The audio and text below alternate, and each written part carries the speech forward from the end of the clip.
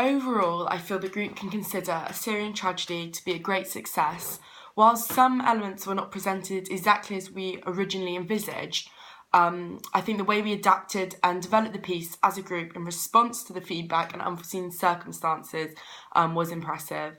I contributed meaningfully and usefully to the project, and I was able to achieve the aims that I outlined in my statement of aims and responsibilities at the very start of the project. I think as lighting and sound coordinator, I ultimately fulfilled my aim of creating something that was fully immersive. I think the lighting was extremely effective in helping create this. It had a consistently thoughtful and somber mood. The water effect that was coming through the lights was highly effective in giving the space such an atmosphere.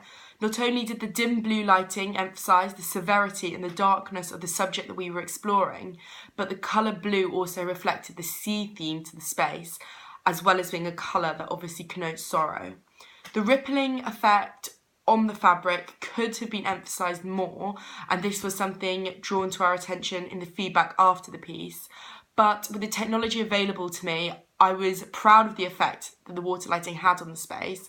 And actually in the questionnaire that I used to gather audience feedback, participants indicated that the lighting was 75% effective in adding atmosphere and creating a seascape vibe. One person wrote, "I absolutely loved the lighting. It was so effective in making it feel fully immersive." And I think this was in part successful because the space was very much focused in on a central piece with the rest of the studio in darkness, and this was highly effective. Keeping the lighting static and consistent throughout with not much fluctuation and variation was helpful in giving the installation a museum feel, not creating an overly dramatic atmosphere, which then in turn encouraged audience members to explore the space later on. My sound design also contributed to a thoughtful atmosphere fulfilling this aim, which in turn then encouraged the audience to reflect on the crisis. On reflection, I think the sound could have been more nuanced. For example, being more interlinked with the text that we were reading, perhaps a lighting change could have been matched in perfect time with a shift in the soundscape, bringing the elements together more closely. One of Andy's reflections after the piece was that we could have worked with our tech crew earlier to create something more nuanced, and that's definitely a lesson that I'll learn from the project. The soundscape did, however, play an important role at the very start, acting as an introduction to the topic through the integrated news clips, which gave information, and also the sound gave the right somber mood with the ominous music that I use and the lapping wave sounds. However, for the rest of the installation, the sound was just waves, which did allow the audience to concentrate on the testimonies that they were reading in front of them, but I think it probably could have had slightly more detail, and that's something that I would work on in the future.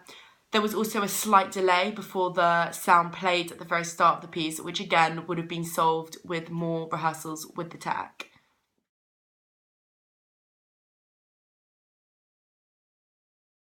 This personal aim of provoking comparison and consideration of the link between classical tragedies and the modern day tragedy of the Syrian refugee crisis was partially successful.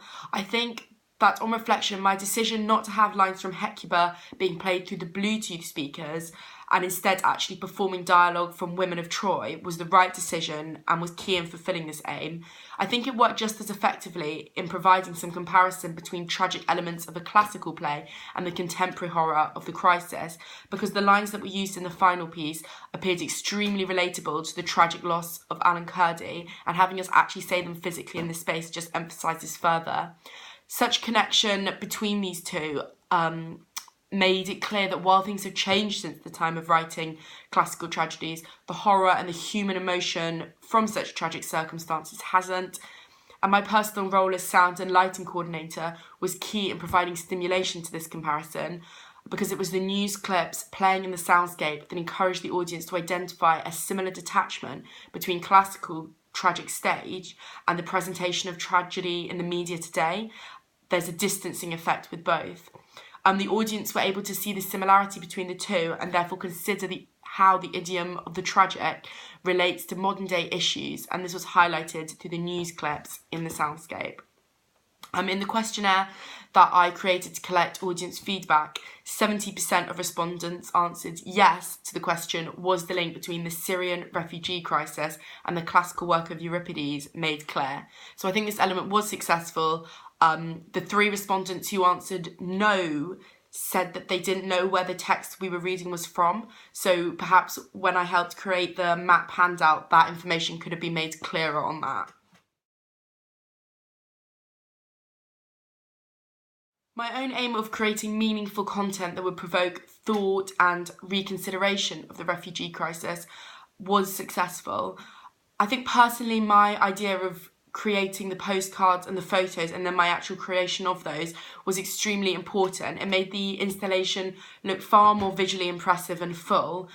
And I think having so many personal and intimate testimonies made the audience reconnect with the issues in a more personal way rather than just seeing it through something fictional or through something purely factual. In the questionnaire, again, 100% of respondents said that using the testimonies on the postcards that I created made the piece shocking and relatable, and 90% said the installation overall made them reconsider the crisis. So I think my contribution here was key in fulfilling this aim. Overall, I was mostly able to achieve my personal aims and contribute meaningfully to create something visually and audibly impressive through my role as sound and lighting coordinator and also through just my general contribution to the project.